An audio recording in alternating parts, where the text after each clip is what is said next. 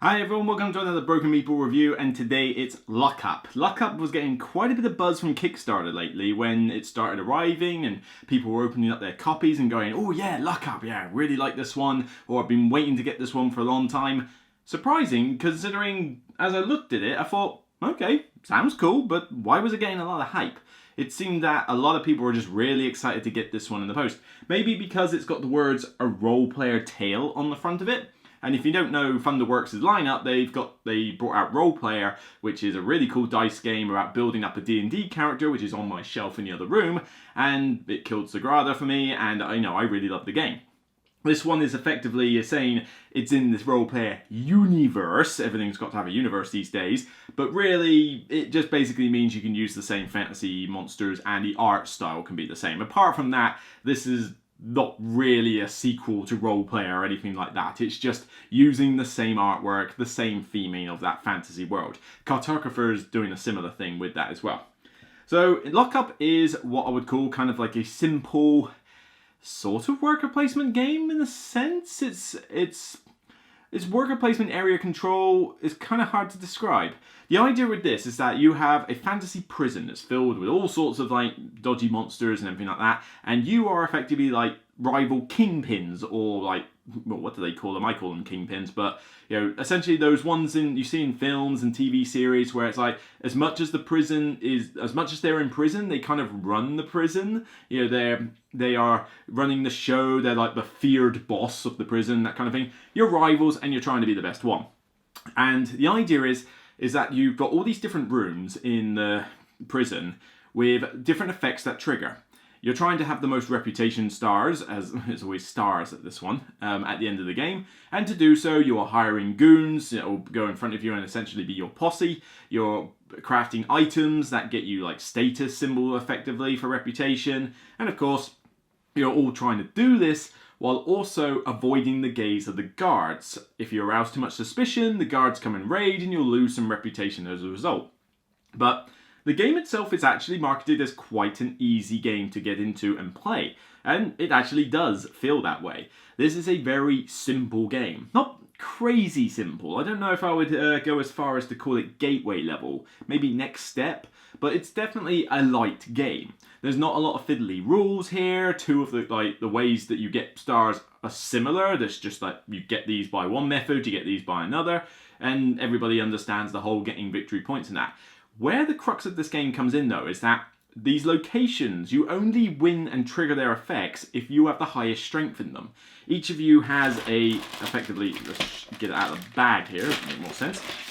Whoop, one's fallen on the floor. You effectively have like a prison. It's quite neat that you put this cardboard thing in there and it looks like they're all behind bars. It's quite kind of neat. But you effectively have markers hidden from other players in front of you, numbered 2 to 5 with a couple of special ones with different rules. And the idea is that you take it in turns to place one or more of these markers onto the various rooms. Highest strength is what triggers a location for the best effect, and then second and third place and so on. But 2 of them, out of the ones that you put down, are allowed to be put face down. The rest must be face up. So you have some information from what other players are doing, but they might also put a couple face down. It's like, has he put that level 5 one there, or is that only a level 2 and he's just goading me? But as the round goes on and more markers start coming out, it's like, well, hang on, he's already put his high ones over there, so that can't be that high, can it? You start piecing together a little bit, you're getting in each other's heads, but it's quite mean and direct. You are actively shoving your guys into these locations, trying to get the highest strength. If that means that you've got to screw somebody else over by, opposing their strength by putting a higher one in there, then, well, tough to that other person. The biggest consolation prize you'll get is a few little special tomes, as they're called, which are kind of like one-use effects. They're pretty cool effects. It's a good consolation prize at the end of the day, but it means they're not picking up the cube resources, which are basically the same as each other. They're just generic cubes and various other bonuses as well. However, the problem is that if you start going to certain locations that have got these black suspicion cubes around the place, if you collect them and eventually there's not enough black cubes in the supply to refill certain locations, the guards come and raid, and whoever has the most suspicion loses a bucket load of points, and so does second place for a bit less. So you're trying to win the locations, but you gotta be careful not to win too many of these black cubes. There's ways to mitigate it with one of your markers, like negating the effect, but for the most part it's like, oh, okay, I better watch exactly what I'm doing. But all you're kind of doing for path to victory, and this is where I have a slight flaw with the game, is the main way you get stars in this game is by crafting items or hiring goons. Goons are essentially several different people like cultists and dwarfs and demons, and they score you endgame points in various ways. Like dwarfs and rat skin men you need in sets. Like more of them gets you more points. Cultist gives you points for items. The demon wants points for certain types of items. The hobgoblin wants your enforcer marker, which is built up by red power cubes, to be as strong as possible, and you get points for that.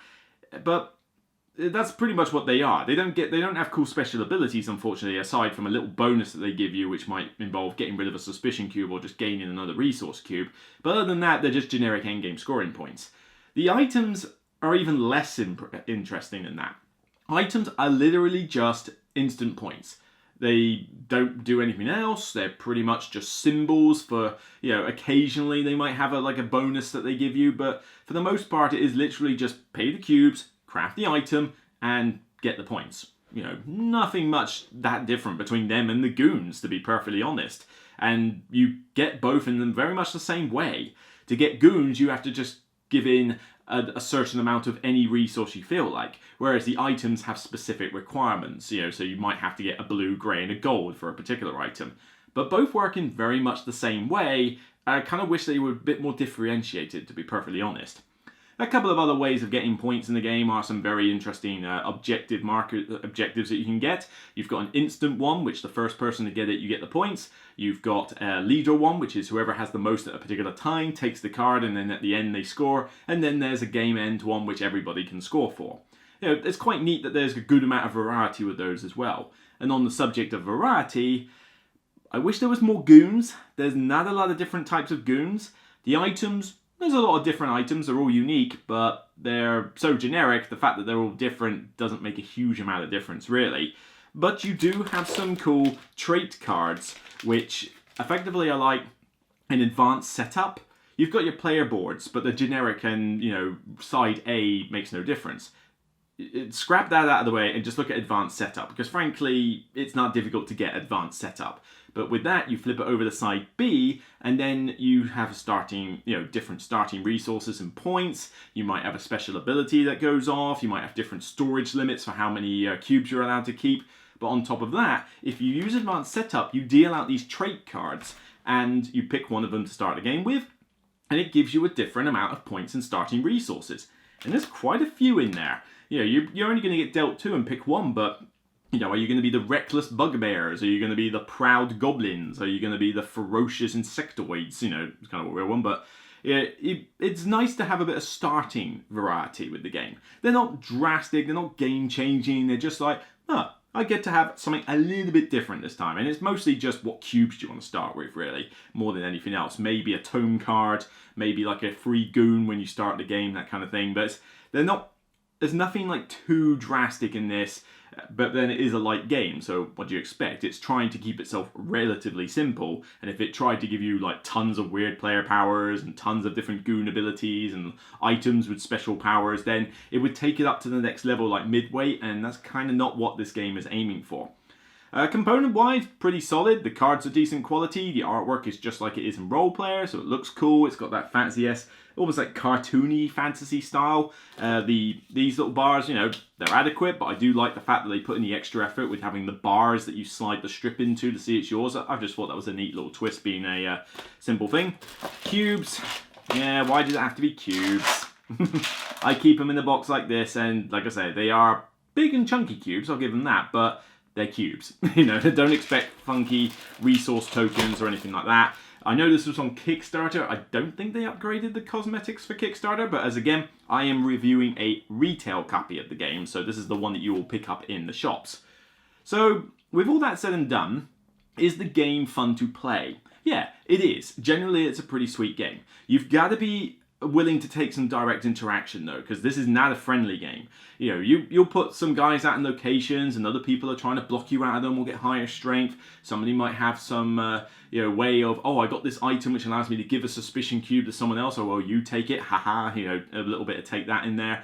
But of course, you are going at each other's throats for these locations, and you don't necessarily know what some of the face down ones are. So everybody's in each other's faces, and that has a profound effect if you start going to the higher player count. The board is double-sided, so it works for different player counts. I believe 2 and 3 work on one side, and 4 and 5 work on the other side. And there's also a solo mode in here if you really want, which it's okay. It's nothing amazing, but I mean, I like it fine. I play it every now and again. You're essentially trying to get the reputation stars and avoid the guards. But it definitely, it scales well enough that the board is not too open with less players, because you have an extra marker to use, you know, an extra minion to put out. But definitely this does feel like a game you want to play with 4 or 5 more often. 2 and 3 is fine. I've played this with 3 player, I had a good time. There was definitely, sometimes you had a room all to yourself, sometimes you were like really in each other's faces. The definite way I would say I would want to play this more often though is 4 and 5. It does take it a little bit out of that kind of decent time length though. I mean, the time on the box says 90 minutes flat. That's kind of accurate. Even a 3-player game could take you 90 minutes if people are newish to the game. 60 if they really know what they're doing and they're super quick. But typically you're going to be looking at a 90-minute game here. And I would have liked it to have been a bit shorter for how light it is, but you know, 90 minutes is not too bad. It's kind of like my ideal length for a game that involves me having to think and plan ahead. Because you got to be careful. You can't just chuck out markers willy-nilly. You've got to think about where you're putting them. But 4 and 5 get very crowded. You know, you don't get extra locations, you just have first, second, and third place for the various things, so that, you know, third place gets a bonus rather than just the top 2. Oh, that's all well and good, but there's no more locations. So you're going to be crowded into these areas, and even when you get rid of the lowest marker in a 5-player game, you get rid of the 2 value minion, doesn't matter. There's a lot of players, there's a lot of markers, it's going to get pretty heated, but then that's what the theme of the game is, and the theme comes out sort of. I mean, dwarfs, you know, it's good to collect a lot of dwarfs and cultist-like items and that, but, you know, the theme is more kind of, it's a nice dressing, it works, the theme is fine, and I like the idea that you are basically all in a prison and trying to avoid the guards. I mean, the theme works, but I wouldn't call it, like, completely dripping with it, you know, you're basically grabbing cubes from various areas and turning the cubes into goons or items. Pick one, pick both, doesn't really matter. So, you know, theme is there, but not, like, crazily there, if that makes sense. More of the theme comes out with just the fact that if there's 4 or 5 of you, you are absolutely in each other's faces, screwing each other over, because nobody in the prison is anybody's friend, as we know from pretty much every TV show or film that ever has this sort of thing. So, all in all, I enjoy it. I wasn't as blown away by it as I thought I was going to be. I mean, I was expecting a bit more from the buzz it got, but I feel like I would bring this out every now and again if somebody just wanted a light, like, again, I don't know whether to call it worker placement or action set. I suppose it is a worker placement. I mean, you're putting workers out into the locations, but whether they actually do anything is another thing. You know, so it's hard to describe. But it's a decent, light game. You know, I don't know what to call it category-wise, but it's a light game, won't take too long, 90 minutes tops probably. I wish it was a little bit shorter though, which is why I probably wouldn't bring it out as often as all that. But it will make you think. You have got to decide, you know, oh, do I want to put out my 3 first, maybe the 5? I definitely want that location, but shall I go there now, or shall I and assert my dominance? Or shall I, you know, maybe wait, see what happens and go to this one first? You can put out more than 1 marker at a time, but I don't see much point in doing more than 1 marker at a time, because if you put them all out, you've basically played all your cards and everybody else can react to what you've done. Why not just simply put 1 out at a time then? I don't know. Occasionally there's times when I put out 2, but the idea that you can put out as many as you like, I think if you put out 3 or more in a particular location, then you're kind of playing your cards too soon and it's going to hurt you more than it's going to help you. But I don't know, maybe it's a way to say, look, I'm having this location whether you like it or not, but then if somebody wants to get in on your location, they know exactly how to beat you. So again, not sure why you would do more than 1 at a time for the most part, and that tends to be what happens. So it's mostly 1 marker, 1 marker, 1 marker, 1 marker. The turns can take a little while if someone APs, so 90 minutes is kind of more common. But I enjoy the game. It's well produced, it's neat, draws a few laughs, you know, you get a few references made from like fantasy races and that, but all in all, I'd probably give it about a 7. It's decent, I don't think it's mind-blowing, it's good. I will occasionally bring it, you know, if somebody suggests it on a game night, I'll be like, yeah, cool, Lockup's a bit of fun, but I have played better games this year. I have certainly, you know, the meanness of this is not super mean. I mean, I think if you're worried that, oh yeah, is this going to be too direct interaction or too mean for me, I don't think it's quite that bad. Giving a suspicion cube to another player hurts, though. That is the one bit of take that which you might not agree with. But it's not like you have a hand of cards and one says, oh yeah, you miss a turn or you lose your 5 marker for the round. It's not quite that bad. But it's decent, it's fine, I just wasn't blown away by it. A decent, respectable 7. So that's it for me. I'll see you on the next Broken Meeple review, and whether you've locked me up in prison with the bugbears or the insectoids, or please don't lock me up with the goblins, please, no, they smell, you know, it's still only a game. Take care, and I'll see you on the next review.